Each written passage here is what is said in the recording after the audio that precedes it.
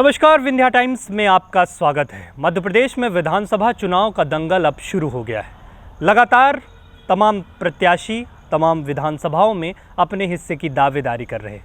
हमारे साथ आज सिमरिया विधानसभा, जो रीवा जिले की हॉट सीट कही जाती है, वहां से कांग्रेस के वरिष्ठ नेता गजेंद्र दुबे जी हैं।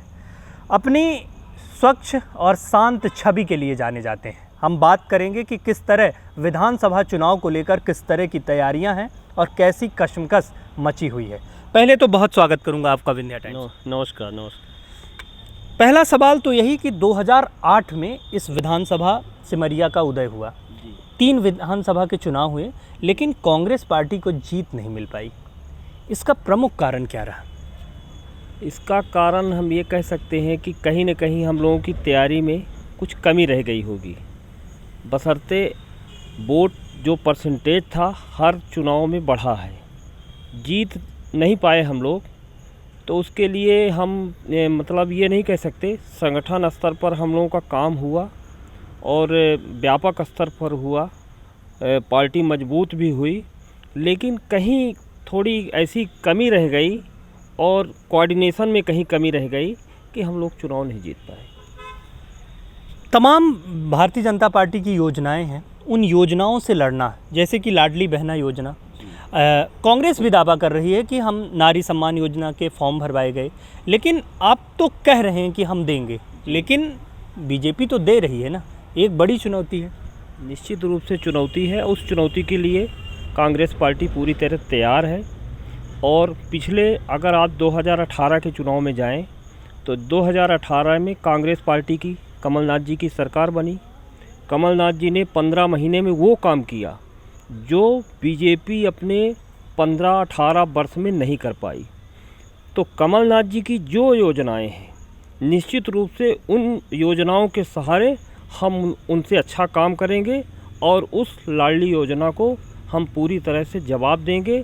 और जो कमलनाथ जी की नारी सम्मान योजना है, वो कहीं न कहीं उनसे आगे निकलेगी। सिलेंडर की भी बात होती है।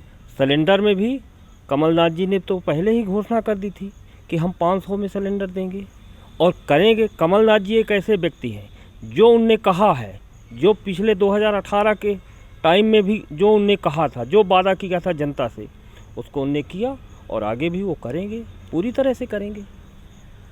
लेकिन जब संगठन की बात आती है, कांग्रेस पार्टी का संगठन जब बीजेपी से कंपेयर होता है, बीजेपी पन्ना प्रमुख, बूथ प्रमुख हर जगह पहुंच रही है, वो संगठन में क्या पीछे रह जाती है कांग्रेस? नहीं, ये हम नहीं कह सकते, इसलिए कि 2018 के पहले जब यहाँ पर आदरणीय दीपक बावरिया जी जनरल सेक्रेटरी प्रभारी बने मध्य प्रदेश के, तो पहली बार उनने ये प्रोग्राम लाया पूरे प्रदेश में मंडलम सेक्टर का, और उसको व्यापक स्तर में वो कार्यक्रम चलाए गए, कोऑर्डिनेटर बना के, AICC के कोऑर्डिनेटर बना के, और वो काम चला।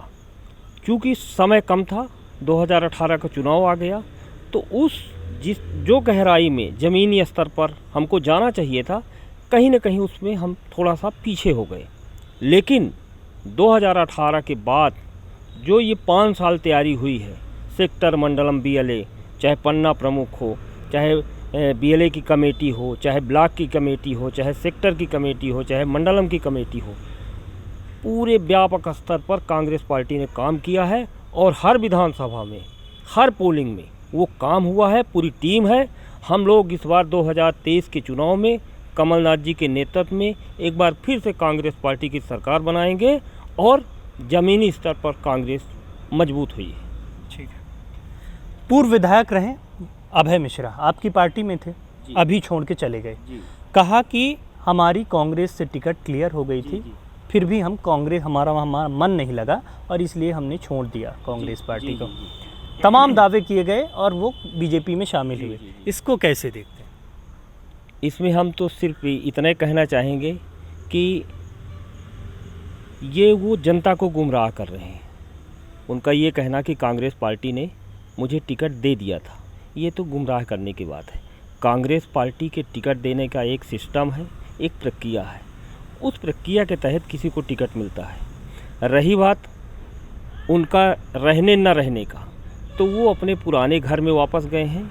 कांग्रेस पार्टी की विचारधारा से वो मेल नहीं कर पा रहे थे और उस विचारधारा से वो बहुत दूर थे। संगठन के पैरेलल वो काम करते थे, क्षेत्र में जाते थे, बात करते थे, तो कहीं न कहीं संगठन उनके कारण कहीं न कहीं संगठन प्रभावित हो रहा था। तो संगठन के लोगों ने उनको पूरी तरह से निगलेक्ट कर दिया, नकारा कर दिया। लेकिन वो तो बोल रहे हैं कि संगठन में हम थे और हमारा वो था। नहीं, हम चूँकि सिमरिया में ज़मीन में रहते हैं, ज़मीन में हम काम करते हैं, संगठन के बीच में हैं, तो हमने तो कभी ऐसा नहीं देखा कि संगठन में कोई बढ़ चढ़ के कोई हिस्सेदारी उनकी दिखी हो। ठीक है।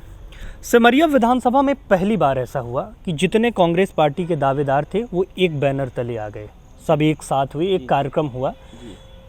अभय मिश्रा के खिलाफ क्या ये लामबंदी थी? नहीं नहीं नहीं भाई, ये तो बिल्कुल निरर्थक बातें हैं। कांग्रेस पार्टी के लोग जितने भी दावेदार हैं, सारे लोग इकट्ठा हुए हैं।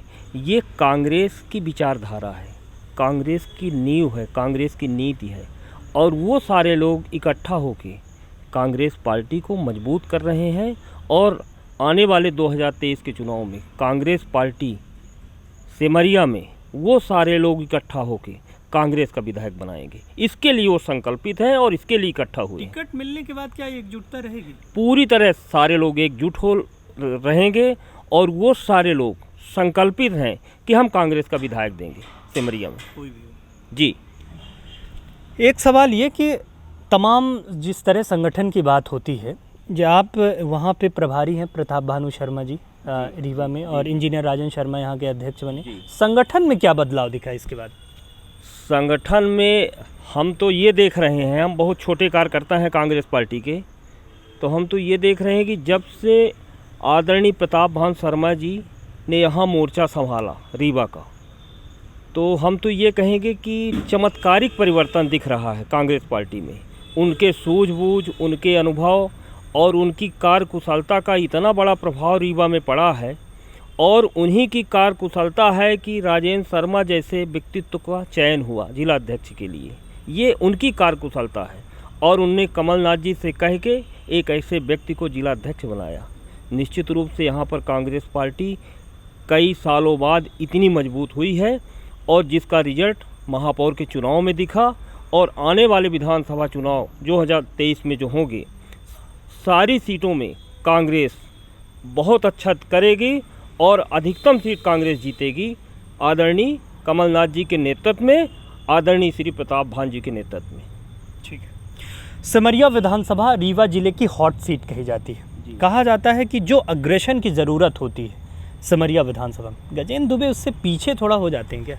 नहीं नहीं नहीं, ऐसा नहीं है। इसलिए कि हम तो ज़मीन में हैं, हर वर्ग के लोगों के बीच में हैं, कई वर्षों से सिमरिया में हम दौड़ रहे हैं, देख रहे हैं, तो वहाँ के लोग तो बड़े सरल हैं, आध्यात्मिक लोग हैं, चाहे वो किस भी वर्ग के हों। तो हम तो ऐसा कुछ नहीं देखी कि कोई उत्तेजना दिखती हो। हाँ, कुछ है ऐसा कि दूसरे पार्टियों के ऐसे लोग हैं जो थोड़ा उत्तेजना है उनमें, वो बदनाम करते हैं उस क्षेत्र को। बाकी वहाँ के लोग तो बड़े सज्जन हैं और बड़े आध्यात्मिक लोग हैं। वहाँ से अगर विधायक की बात करें, तमाम विधायक के दावे हैं कि वहाँ पे जो विकास कार्य हुए, वो तमाम विकास कार्यों से लड़ना एक चुनौती मानते हैं। नहीं नहीं, हमने तो कोई विकास कार्य नहीं देखा, इसलिए कि आज सिमरिया में आज भी ऐसे गांव हैं जहां एक भी आवास नहीं मिला। बड़ी डी एक ऐसा गांव है जो जहां आदिवासी बाहुल है, वहां एक भी आवास नहीं मिला है। हम वहां गए हैं, देखे हैं, उनके बीच में हमने देखा है, उनका स्तर देखा है। जंगली एरिया जो है वहाँ हमने देखा है कि आज भी महिलाएं पुरुष लकड़ी काट के और उस लकड़ी का गट्ठा बना के और उसको बेच के अपना जीवन यापन करती है। विकास तो हमको कहीं दिखा नहीं, जबकि वहाँ विकास किया जा सकता है। 15 साल से बीजेपी के विधायक हैं, 15 साल से बीजेपी की सरकार है, लेकिन विकास के नाम पर सिर्फ गुमराह किया जाता है लोगों। अब व्यक्तिगत हम ये नहीं कह सकते जो किसी से व्यक्तिगत जुड़ा है उसका पर्सनल विकास हो गया हो, लेकिन आम लोगों का, जो आम लोग हैं वहाँ के, जो आम जन हैं, उनमें कोई विकास नहीं दिखता। वो इसलिए कि उनके जनजीवन और उनके रहन सहन में कोई बदलाव नहीं। सिमरिया विधानसभा के आज से आपकी दावेदारी है, एक विधानसभा। सिमरिया विधानसभा में दावेदारी क्यों, अगर अन्य विधानसभा की बात करें? तो अन्य विधानसभाओं से हटके अब सिमरिया विधानसभा लंबे समय से एक्टिव है, ये सिमरिया विधानसभा ही क्यों? हमारा कर्म क्षेत्र था पूरा बनकुइया सर्किल, और हम पिछले 22 वर्षों से 23 वर्षों से कांग्रेस पार्टी में ईमानदारी से काम करते हैं। और सिमरिया जो ये बनकुइया पूरा है सर्किल जो है, करीब 62 पोलिंग है इसमें। ये अब एक ब्लॉक बन गया है, संगठन के हिसाब से एक बनकुइया ब्लॉक बन गया है। तो हमारा कार्य क्षेत्र हमेशा यही रहा, इसलिए हमारे लिए सब कुछ सिमरिया है। हमने जब से कांग्रेस पार्टी की सेवा शुरू की तब से हमने इसी सर्किल में काम किया, इसलिए हमारे लिए सिमरिया सब कुछ। अंतिम सवाल, जी मध्य प्रदेश में विधानसभा के चुनाव बहुत नज़दीक है। जिस तरह अब नवंबर में अगर यहाँ विधानसभा के चुनाव होते, टिकट अनाउंसमेंट ही कुछ समय बाद हो जाएगा। जी टिकट अनाउंसमेंट होने के बाद कांग्रेस पार्टी अगर किसी को भी उम्मीदवार बनाती है जी तो गजेंद्र दुबे की भूमिका क्या होगी? अन्य किसी दल से या फिर निर्दलीय के तौर पे उम्मीदवार पे रहेंगे? जी। क्योंकि 10 साल क्षेत्र में दिखे। जी आपने ठीक सवाल किया। निश्चित रूप से मैं कांग्रेस पार्टी का एक ईमानदार सिपाही हूँ। पिछले 23-24 वर्षों से कांग्रेस पार्टी की सेवा में हूँ। मेरे ब्लड में कांग्रेस है, मेरे ब्लड में सेवा है। मैं पूरी तरह से ईमानदारी से जिस किसी को भी कांग्रेस पार्टी टिकट देगी, इसलिए कि टिकट हम लोगों का विषय नहीं है, वो पार्टी का विषय है।